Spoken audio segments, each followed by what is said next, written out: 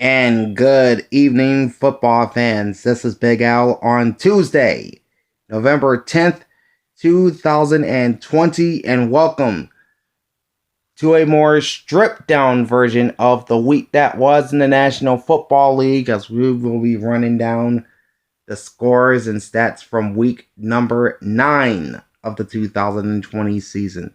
So I say stripped down because it would take me a while to go through all the individual numbers, the team numbers, and the point spread, and my picks, and all of that. And it takes me about, 7 to 10 minutes for each game, and I want to cut that down a bit. So I won't tell you the individual numbers from each game, but I will give you the total yardage of each team, what the defenses did, how many penalties, the time of possession, all that good stuff. Because if I kept doing this with the individual numbers for each team, you've probably seen my other videos. They've gone at least an hour and 40 minutes each, and I want to cut that down a bit. So, with that said, let's jump right into week number 9, the week that was in the NFL, starting off with Thursday Night Football. You got the Green Bay Packers at the San Francisco 49ers. The Packers came in with a 5-2 record, and they were ranked number 8 in my week 9 power rankings.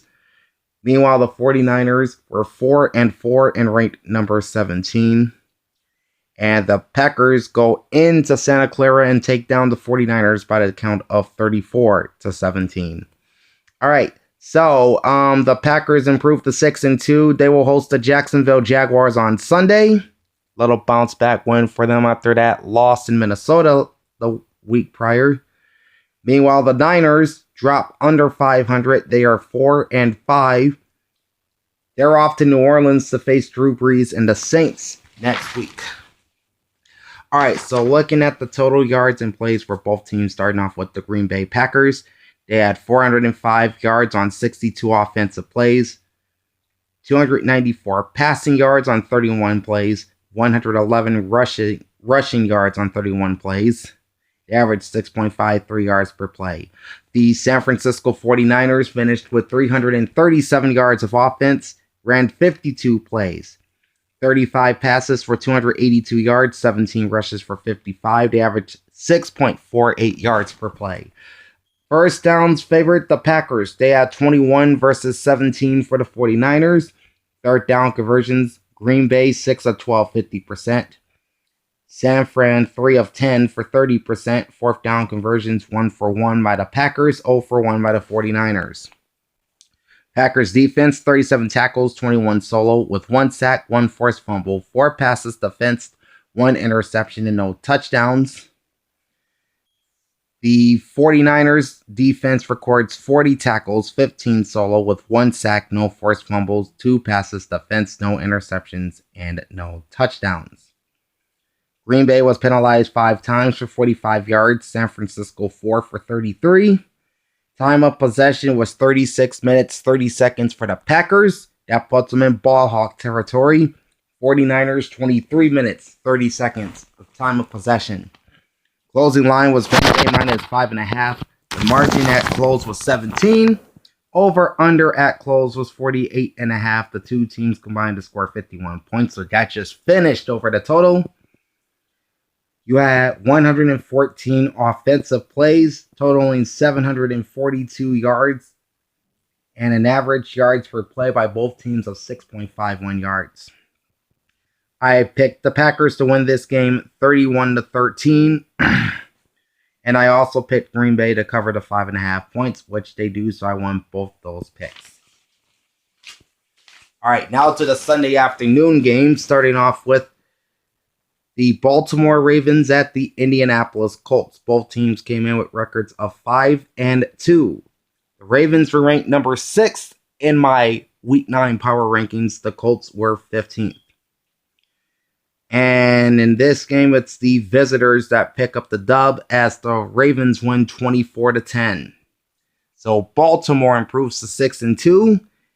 They're off to New England to face Cam Newton and the Patriots on Sunday Night Football, while the 5-3 Colts play in less than 48 hours as of the time I'm recording this.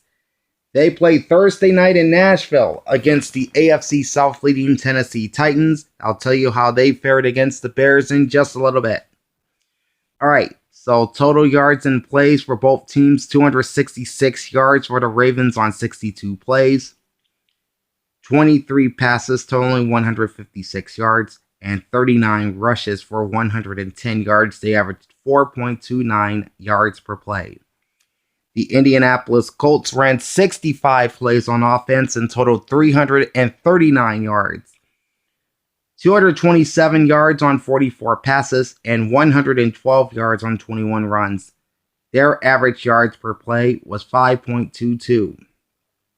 First downs favored Indianapolis slightly, 20-19.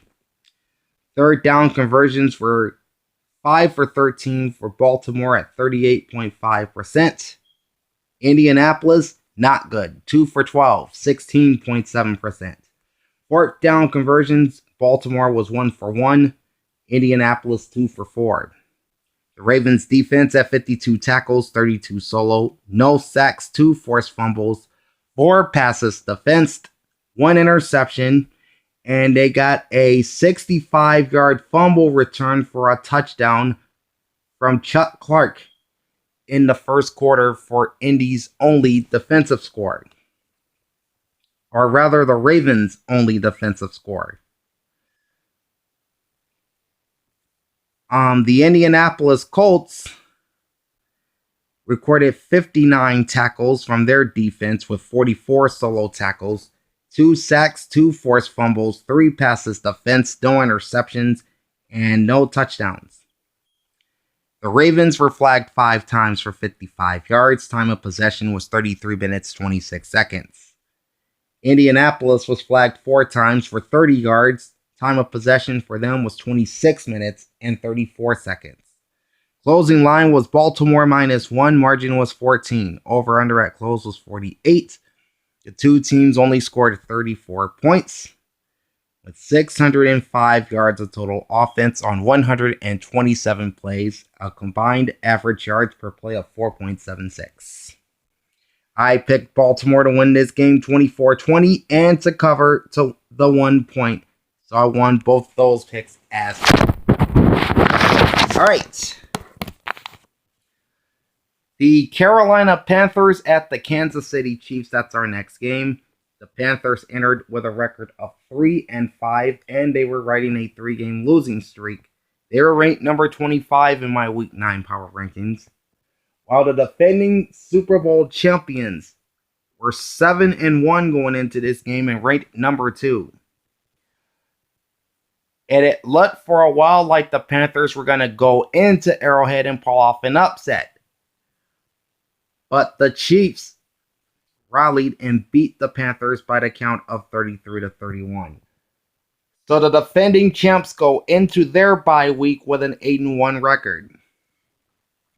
We'll see them back in action on November 22nd in a revenge game with the Raiders in Vegas. While the Carolina Panthers have now dropped 4 in a row, they dropped to 3-6. They will host Tom Brady and the Bucs in Charlotte on Sunday. So, the Kansas City Chiefs offense ran 57 total plays for 397 yards. 367 yards on 45 pass plays, and only 30 yards on 12 rushing plays. Average yards per play, a very cool 6.96. Carolina Panthers, 435 yards on 74 offensive plays. Threw the ball 50 times and totaled 331 yards. They ran the ball 24 times for 104. Average yards per play was 5.88. First downs favored the Panthers. They had 30 versus 24 for the Chiefs. Both were pretty good in their third downs. The Chiefs 6 of 11 for 54.5%. Carolina Panthers were 7 for 16, which is 43.8%. Panthers were also 3 for 3 on fourth down attempts. So they were a collective 10 for 19 on third and fourth down combined. The Chiefs did not have a fourth down play. Kansas City's defense had 47 tackles, 29 solo, with 2 sacks, 1 forced fumble, 3 passes defensed, no interceptions, and no touchdowns. The Carolina Panthers defense logged 34 tackles, 19 solo tackles, 1 sack, 1 forced fumble, 1 pass defense, no interceptions, and no touchdowns. And there were a lot of penalties thrown on both teams. The Chiefs were flagged 8 times for 75 yards. The Panthers, however, they were hit with 12 penalties for 82 yards. Time of possession favors Carolina, 38 minutes and 1 second, putting them in ball hawk territory. To the Chiefs, 21 minutes and 59 seconds. Closing line was KC minus 10. Margin was 2 points. Over under at close was 51.5. The two teams shot past that, scoring 64 points. They combined for 832 yards on 131 offensive plays, averaging a very solid 6.35 yards per play. I did pick the Chiefs to blow out the Panthers 34-14, so I'll take the straight up win. And I had them covering the 10 points, obviously, which they don't, winning by just 2. That's my first ATS loss of the week. All right. Now to Nashville, as the 5-3 Chicago Bears, ranked number 14 in my week 9 power rankings, took on the 5-2 Tennessee Titans, ranked number 9. The Bears were shut out for the first 3 quarters in this game. They scored all 17 of their points in the fourth quarter, but by then it was too late. Tennessee wins 24-17. So the Titans go to 6-2, and they will be playing the Indianapolis Colts at Nissan Stadium on Thursday night in a battle for the lead in the AFC South. As for the Chicago Bears, that's now 3 straight losses as they fall to 5-4. They will host the Minnesota Vikings on Monday Night Football. And the Titans did it pretty much with very little offense. The Titans ran just 52 plays on offense and totaled 228 yards, 136 on 21 passes, and only 92 yards on 31 rushes. So that means Derrick Henry was held under 100 yards rushing by this Chicago defense. Average yards per play for the Tennessee Titans was 4.38. Chicago Bears had 375 yards, and they ran 72 plays on offense. They threw the ball 52 times for 319 yards and only 56 yards on 20 runs. Average yards per play was 5.21. First downs at 2-1 edge to the Chicago Bears, 22 versus Tennessee's 11. Third down conversions, 6 of 15 for the Titans, that's 40%. 2 for 15 for the Chicago Bears, which is 13.3%. Not good. But they were 3 for 4 on their fourth down attempts for 75%. Tennessee did not attempt the fourth down play.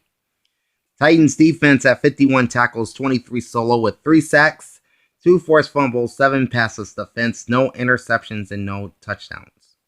The Chicago Bears had 39 tackles, 19 solo with 3 sacks, no forced fumbles, 5 passes defense, no interceptions, and no touchdowns. Titans were flagged 6 times for 57 yards. Bears 5 penalties for 35. Time of possession favors Chicago, 33 minutes 54 seconds versus 26 minutes and 6 seconds for the Titans. Closing line was Tennessee minus 6. Margin was 7. Over under at close set at 47 points. The three teams combined for 41. So they under the total at the end of this game. Only 603 yards of offense across 131 324 offensive plays. Average yards per play was 4.86. I did pick the Titans to win 28-23, so I remain perfect in my straight up picks at 4-0. But I did pick the Bears to cover the 6 points. They lost by 7, so Tennessee does cover, and I lost. So now I'm 2-2 ACS after this one. All right, the Denver Broncos. Sorry, the Denver Broncos at the Atlanta Falcons. The Broncos came in with a 3-4 record, and they were ranked 21st in my power rankings for Week 9. The Falcons were 2-6 and ranked number 24. And the Falcons end up winning this game 34-27. Atlanta goes into the bye week with a 3-6 record. We'll see them again on November 22nd when they visit New Orleans to battle Drew Brees and the division rival Saints. Alright, so the Broncos hit the midway portion of their schedule. They have a 3-5 record after the loss. They're off to Vegas to face Derek Carr and the Raiders. Falcons offense ran 67 plays, 363 yards, 35 passes for 271, 32 rushes for 92. Average yards per play was 5.42. Denver Broncos, 71 offensive plays, 405 yards, 48 passes for 302, 23 runs for 103. Average yards per play 5.7. Both teams had 23 first downs in this game. And both teams pretty good with the third down conversion. Denver was 7-16 for 43.8%, while Atlanta was 6-13 for 46.2%. No fourth down attempts for the Falcons. The Broncos, who did not attempt the fourth down play all season, went 0-2 Sunday against the Falcons. Atlanta's defense at 43 tackles, 23 solo, with 1 sack, 1 forced fumble, 6 passes defense, 1 interception, and no touchdowns. The Broncos defense records 48 tackles, 33 solo, with 2 sacks, no forced fumbles, 4 passes defense, 1 interception, no touchdowns. Each team was flagged 5 times in this game. The Falcons amassed 61 penalty yards from their 5 penalties. The Broncos 65 penalty yards from their 5. Time of possession favored Atlanta 33 minutes 27 seconds to Denver's 26 minutes and 33 seconds. Closing line was Atlanta minus 4.5, margin 7 points. Over under at close was 50. The two teams scored 61. This finished over the total. You had 768 yards across 138 offensive plays by the two teams, which equals a combined average yards per play of 5.57. I picked the Falcons to win 26-14, and I also picked them to cover the 4.5 points, winning by 7. I got full picks right. All right, Lions at the Vikings. Detroit entered with a 3-4 record, and they were ranked 22nd in my power rankings. The Vikings were 2-5 and ranked number 20. Vikings take care of business at home, winning 34-20. The Vikings will play the Bears in Chicago on Monday night. The Lions return home to host the Washington football team on Sunday. Both teams are 3-5. Now, there is one notable stat I do have to tell you about this game for the Minnesota Vikings, and it involves Dalvin Cook. Alright, so he went over 200 yards of total offense last week in the win over the Packers. Well, he went over 200 yards again against the Lions. He ran for 206 yards and 2 touchdowns, and he added another 46 yards on 2 catches. So how about Dalvin Cook over the last 2 games?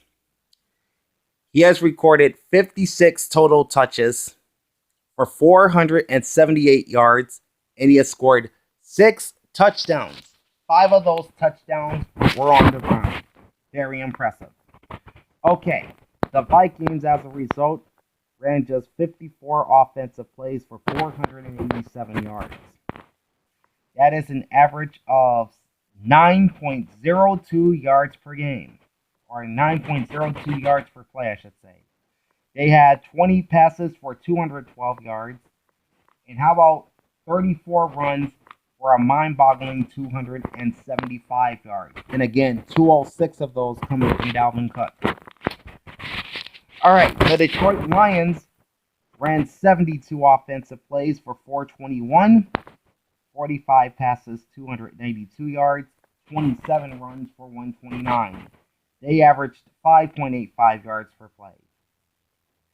First downs favored Detroit in this game, 30-22. Third down conversions, the Lions were 6 of 12, that's 50%. Vikings 4 for 10, 40%. And they were 0 for 1 on fourth down, while the Lions did not attempt a fourth down.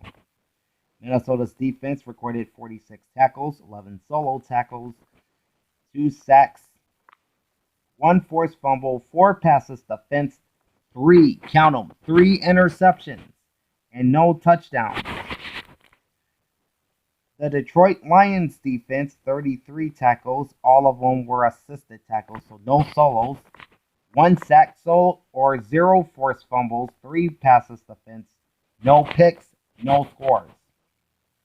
Vikings were penalized 9 times for 69 yards. Lions 3 penalties for 37. Time of possession also favored Detroit, 32 minutes and 49 seconds to just 27-11 for Minnesota. Oh, and I think they said that Matthew Stafford went on the COVID list. I think, in fact, he did go on the COVID list over the weekend, but apparently he was able to play. But he left this game with an apparent concussion. He's now in the league's concussion protocol. So I wanted to pass that along to you. Okay. Closing line was Minnesota -3. Margin was 14 points. Over under 51.5. The two teams combined for 54 points, finishing over the total. 908 total yards of offense, 126 offensive plays.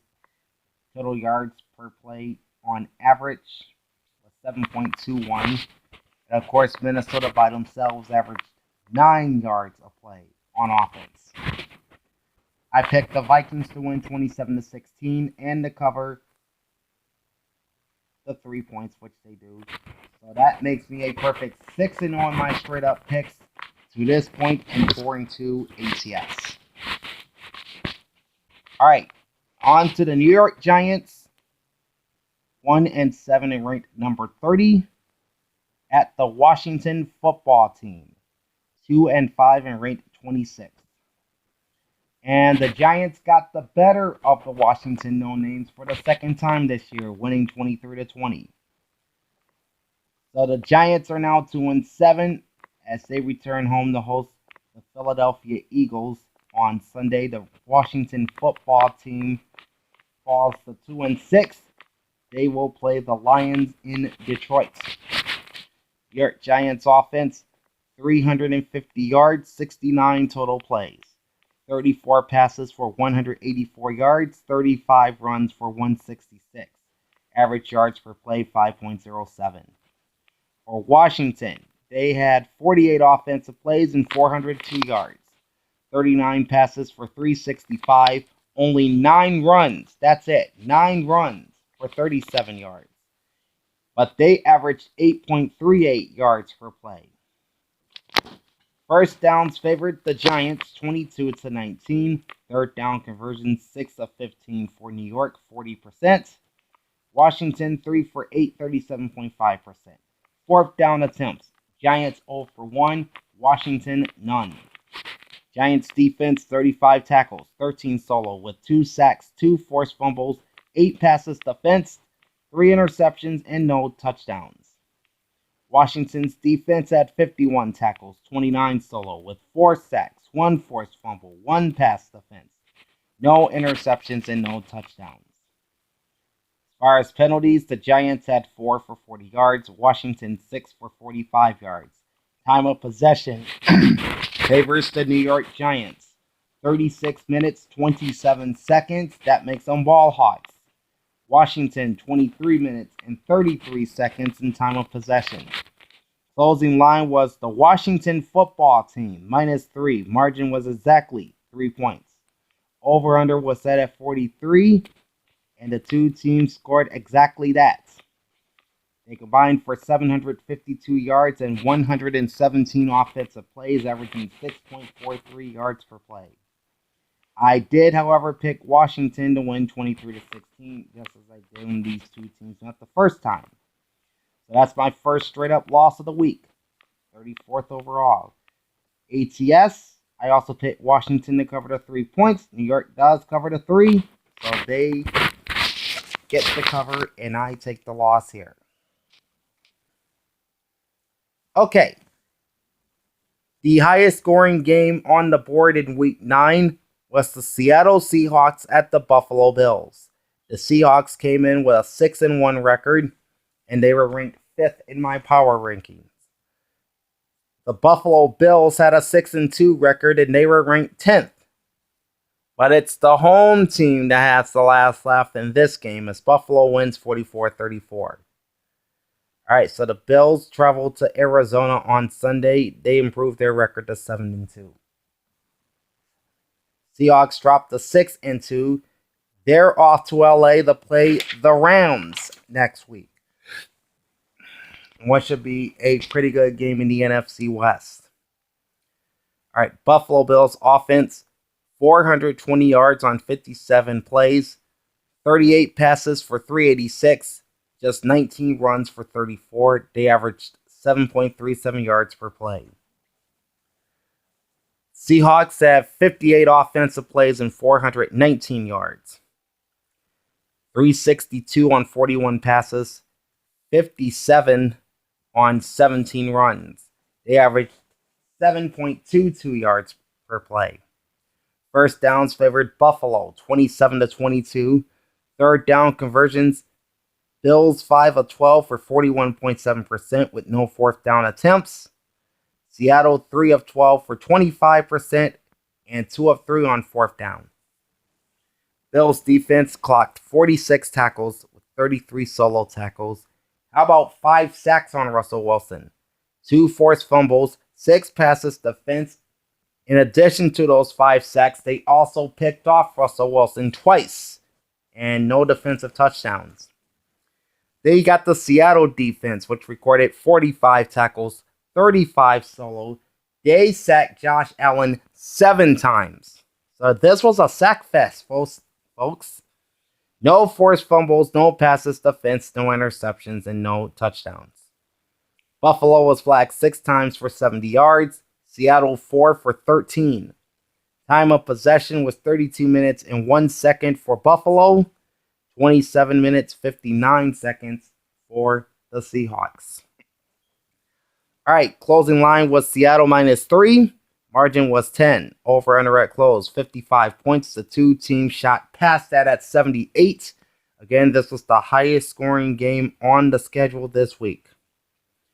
Two teams combined for 115 offensive plays, totaling 839 yards. The two teams combined averaged a cool 7.3 yards per play. I picked Seattle to win 31-24 and to cover the 3 points. I lost both those picks. Alright, the last of the afternoon games had the Houston Texans at the Jacksonville Jaguars. The two teams coming in with matching 1-6 records, and both are coming off the bye week. Houston is ranked 29th in my power rankings. Jacksonville 31st. Houston gets the win here, 27-25. They go to 2-6 on the year. Next up, they'll face Baker Mayfield and the Browns Sunday in Cleveland. The 1-7 Jaguars are off the Lambeau Field to battle Aaron Rodgers and the Packers. All right, Houston Texans, 60 offensive plays, 374 yards. 32 passes for 267, 28 runs for 107. They averaged 6.23 yards per play. Jacksonville, 65 offensive plays for 412 yards. 38 passes for 297, 27 rushes for 115. Average yards per play, 6.34. First downs favored the Jaguars. They had 22. The Texans had 19. Third down conversion, 6 of 14 Jacksonville, 42.8%. 6 of 15 Houston, 40%. Fourth down attempts, none for the Texans, 0 for 1 for the Jaguars. Defensively, the Texans have 44 tackles, 18 solo, 2 sacks, 1 forced fumble, 3 passes defensed, 1 interception, and no touchdowns. Jacksonville's defense recorded 36 tackles. They also had 18 solo tackles, 2 sacks, 1 forced fumble, 5 passes defensed, no interceptions, and no touchdowns. The Texans were flagged 3 times for 18 yards. Jaguars 4 penalties for 78. Time of possession favored Jacksonville, 32 minutes 7 seconds, while the Texans 27 minutes 53 seconds. Closing line was Houston -7, margin was 2. Over under was 48.5. Total points scored 52, so this finished over the total. 786 total yards of offense on 125 plays.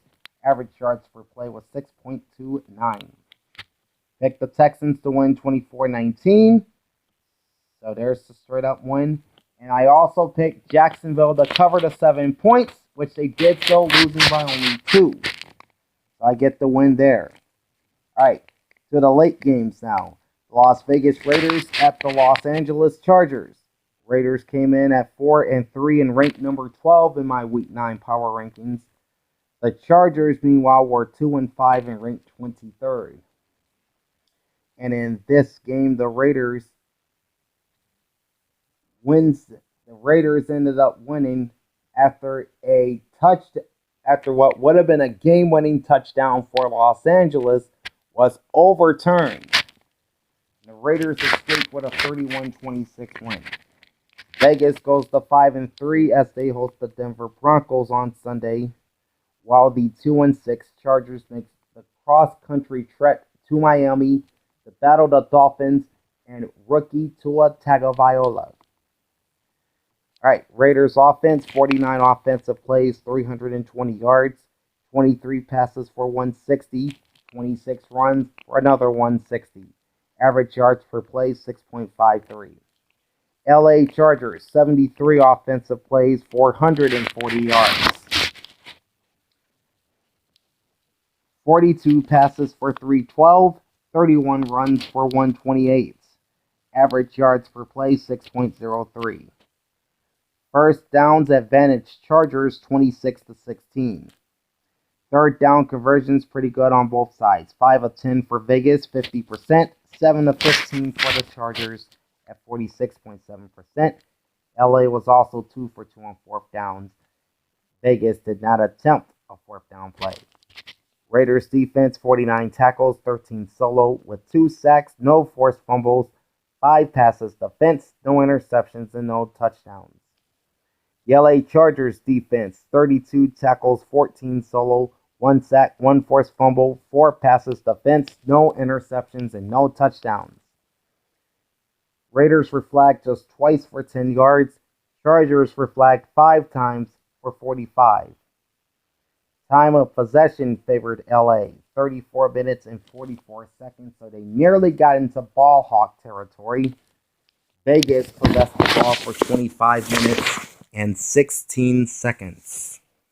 Closing line was Vegas -1, margin 5 points. Over under 52.5. The two teams just finished over that at 57. With 760 offensive yards, 122 plays, and an average yards per play combined of 6.23 yards. Picked the Raiders to win 27-24, and I also picked the Raiders to cover the spread, because when I did the Week 9 review on, or rather the Week 9 preview on Friday, this game was at a pick'em, but apparently the point spread went in favor of Vegas, so that's huge for me. I take the win there. All right, Dolphins at the Cardinals. Dolphins came in with a 4-3 record. They were ranked at number 10 in my power rankings. While the Arizona Cardinals, fresh off the bye week, they were 5-2 and ranked number 7. This was a back and forth seesaw affair all afternoon, and it was won by the visiting Dolphins 34-31. Oh, and a quick note, it's Miami's first win against the Cardinals in Arizona since 1996. So the Dolphins return home to host the LA Chargers, while the Cardinals remain at State Farm Stadium to play another AFC East team, the Buffalo Bills.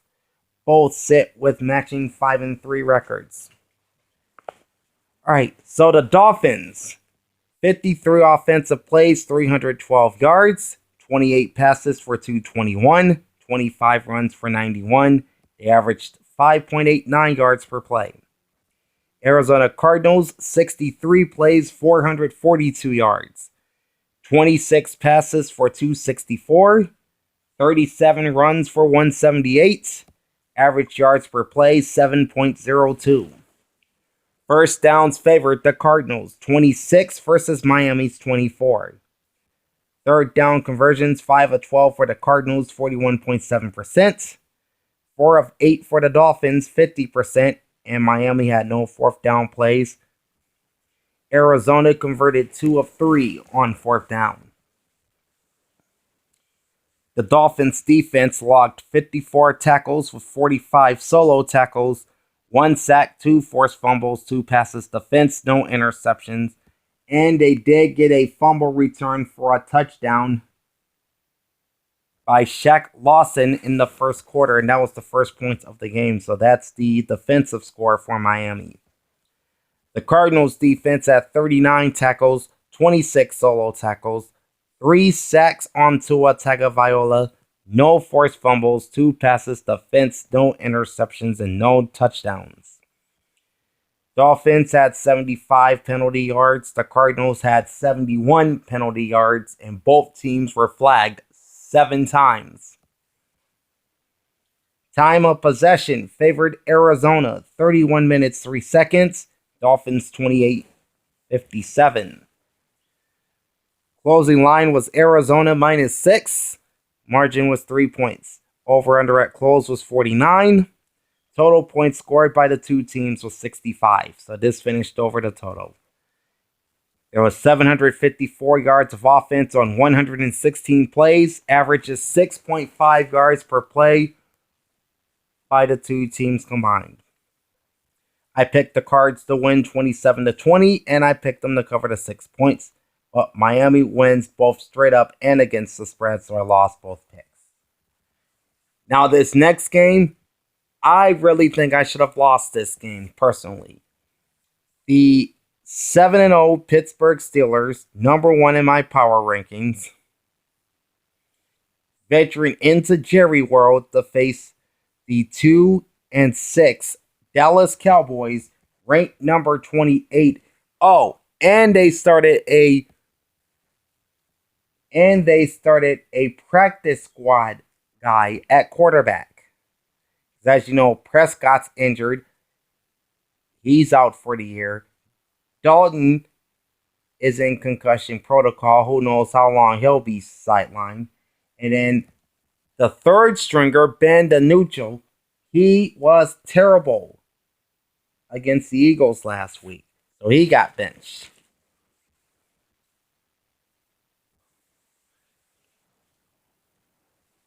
And you figure, okay, Steelers are undefeated. They're number 1 in my power rankings. The Cowboys are a mess. We're going to go into Dallas and put a hurting on the Cowboys. Right? Wrong. The Cowboys led for much of the game, surprisingly enough, with this practice squad quarterback. Well, but it was a big fourth quarter by the Steelers in which they scored 15 of their points that put them over the top. And the Steelers ended up winning 24-19 to stay perfect on the season, 8-0. Never started 8-0 in their history. They will host the Cincinnati Bengals on Sunday and a chance at 9-0. The Dallas Cowboys, the beat goes on. They fall to 2-7 going into their bye week. They will visit Minneapolis on November 22nd to face the Vikings in that vaunted rushing attack led by Dalvin Cook. All right, so the Pittsburgh Steelers, 63 offensive plays for 355 yards, 45 passes for 309, 18 rushes for 46. And there is some news surrounding Big Ben Roethlisberger. I think he and 3 other Steelers have been placed on the COVID-19 reserve list after tight end Vance McDonald tested positive for COVID-19. So now they have to self-quarantine for 5 days and undergo a series of coronavirus tests. And hopefully, some, if not all of them, will be able to play Sunday against the not the Pittsburgh Steelers, but against the Cincinnati Bengals.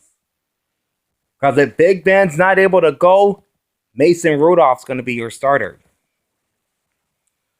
All right. Anyway, the Steelers averaged 5.63 yards per play on offense. Dallas Cowboys ran 69 offensive plays for 364 yards. They had 38 passes for 220, 31 runs for 144. They averaged 5.28 yards per play. First downs favored the Steelers, barely, 20-19. Third down conversions, Steelers 5 of 13, 38.5%. Fourth downs 0 for 2. Cowboys 8 for 17 on third down, 47.1%. Fourth downs were 0 for 1. Steelers defense, 52 tackles, 43 solo, 2 sacks, 1 forced fumble, 5 passes defense, 1 interception, and no touchdowns. Dallas Cowboys defense, 43 tackles, 30 solo, no sacks, no forced fumbles, 2 passes defense, no interceptions, and no touchdowns. All right, Steelers had 3 penalties for 16 yards. Cowboys flagged 7 times for 70. Time of possession favored Dallas, 33 minutes, 24 seconds. Pittsburgh, 26 minutes and 36 seconds. Closing line was Pittsburgh minus 14. Margin was 5 points. Over-under was 43.5, and this game finished just a half point under at 43. The two teams combined for 719 yards and 132 offensive plays, averaging 5.45 yards per play combined by the two squads. I picked the Steelers to win 35-13 because I thought they were going to go into Dallas and just run all over the Cowboys. But this practice squad guy says, "Now on my watch." The Cowboys did lose, but not as bad as you'd expect. So I got the Steelers winning straight up, and I also had them covering the 14 points. They only won by 5, so Dallas covers as the home dog. And I took the loss there. All right, Sunday Night Football. That's the wrong page. All right, Sunday Night Football had the New Orleans Saints at the Tampa Bay Buccaneers. At the Tampa Bay Buccaneers. Here it is. All right, the Saints came in with a record of 5-2, and they were ranked at number 4 in my power rankings. The Tampa Bay Buccaneers came in as the leaders of the NFC South with a 6-2 record, and they were ranked 3rd in my power rankings. So, you figured.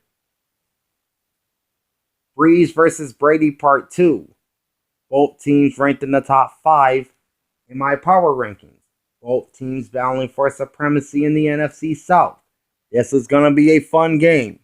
Well, it was fun for one team, as the Saints went into Tampa and destroyed the Bucs, 38-3.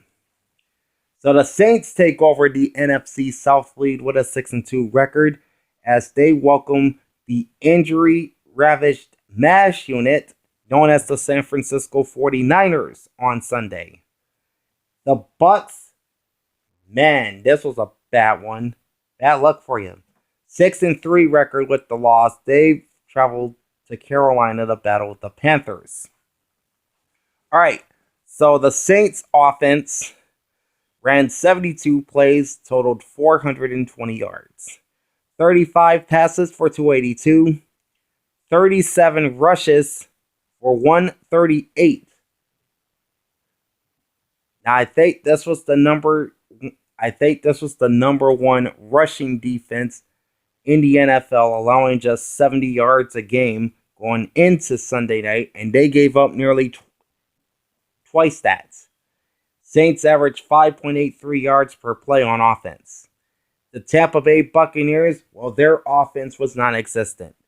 43 plays for 194 yards. 38 passes for 186 yards. And 5 rushes for 8 yards. Yeah, you heard me. That's not a typo. 5 rushes for 8 yards. So they could not run against the Saints. Average yards per play was 4.51. First downs were 27-13, more than a 2-1 edge to New Orleans. Third down conversions, Saints had no problems hitting third downs. 9 for 14 for 64.3%, and they were 1 for 2 on fourth down at 50%. Tampa Bay, on the other hand, yeah, they had issues in late down situations. They were 1 for 9 on third downs for 11.1%. That's no typo either. Fourth down conversions, 0 for 3. Again, no typo.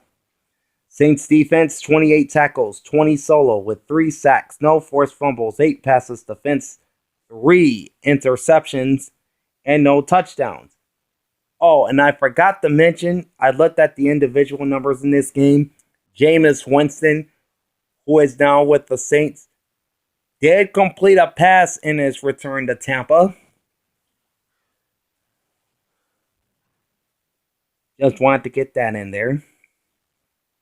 As for the Buccaneers defense, they have 45 tackles, only 7 solo tackles, with 1 sack, 3 forced fumbles, 2 passes defense, no interceptions, and no touchdowns. New Orleans was flagged 3 times for 28 yards. Tampa Bay, 5 penalties for 39 yards.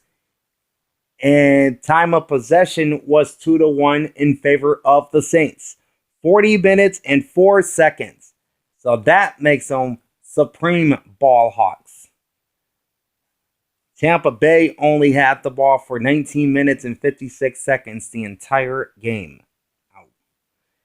Closing line was Tampa -3, margin was 31. So this was easily the most lopsided game in Week 9.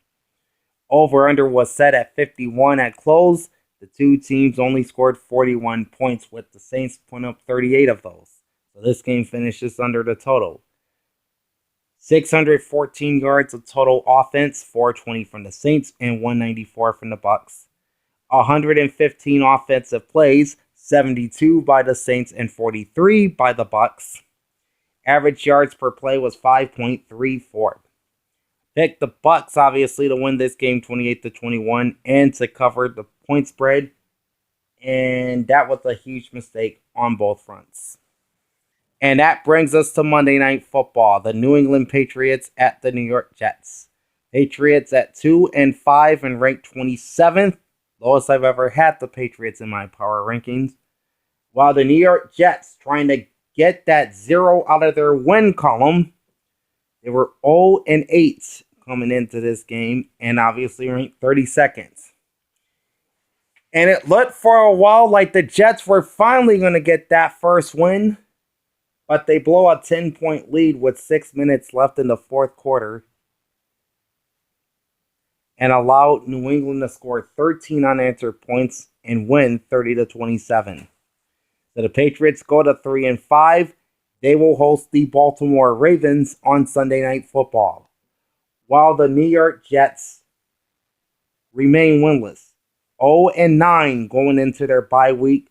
We'll see them again November 22nd out in Inglewood against Justin Herbert and the LA Chargers.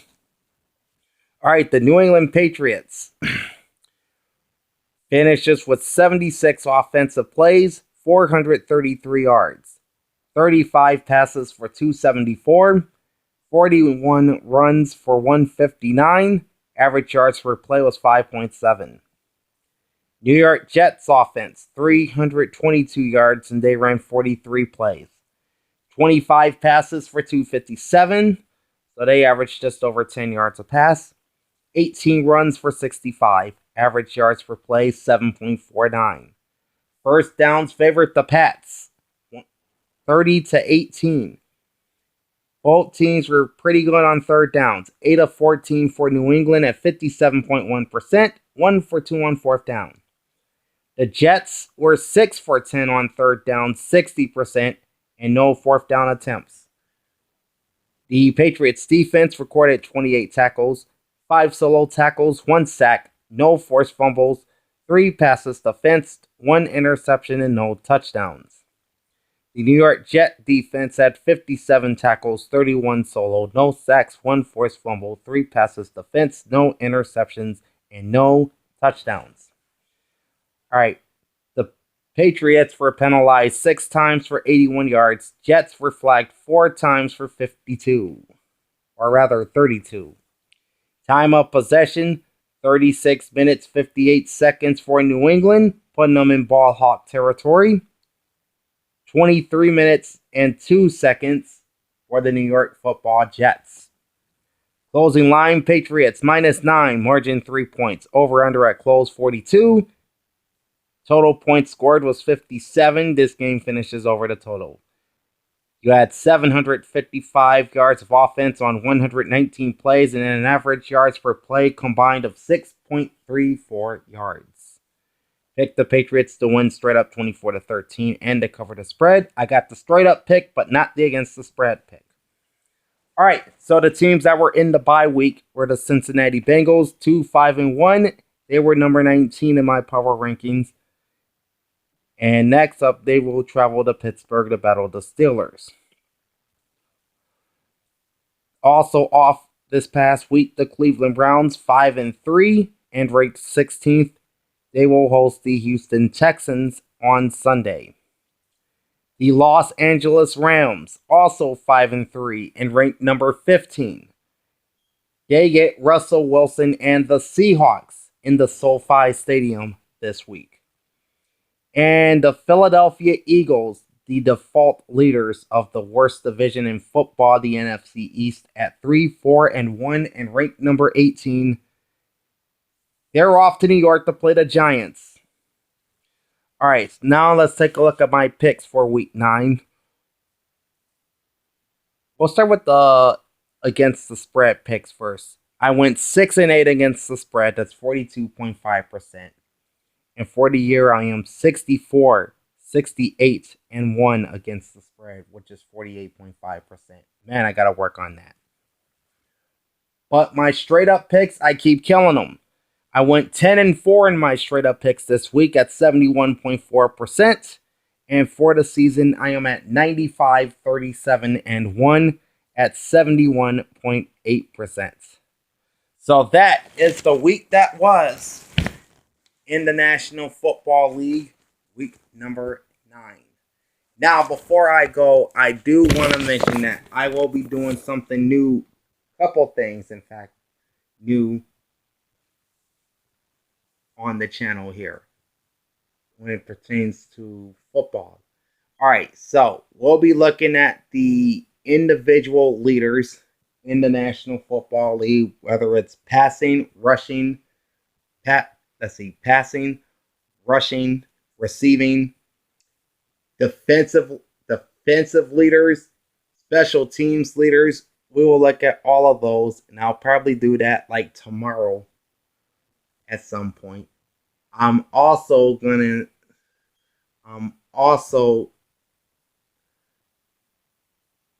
start updating the playoff pictures in both conferences now that there are only 8 weeks left until the playoffs start, I figured now is a good time to start keeping tabs on what the playoffs look like.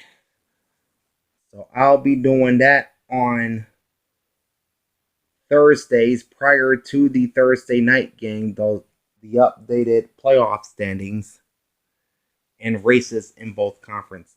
So be on the lookout for that over the course of the remainder of this 2020 NFL season.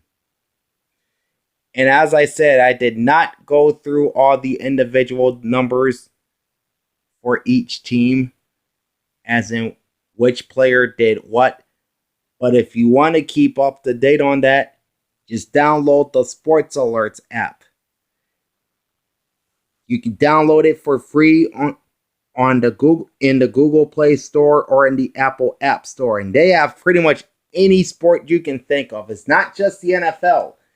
They have Major League Baseball, the NBA, the NHL, college football, men's and women's college basketball. They even have golf, soccer. That includes the MLS, the English Premier League, and even the World Cup. So the World Cup will be starting up again in 2022, and you can keep tabs of every single match once we get down to that World Cup in a couple of years. So again, download the Sports Alerts app. It's free in the Apple App Store or in the Google Play Store. I will leave a link to that app in the description below. All right, so that is it for the week that was in week number 9 in the NFL. Big Al signing off. I will be back tomorrow, and I will give you my week 10 power rankings. I'll probably get on that pretty early tomorrow morning. So be on the lookout for that.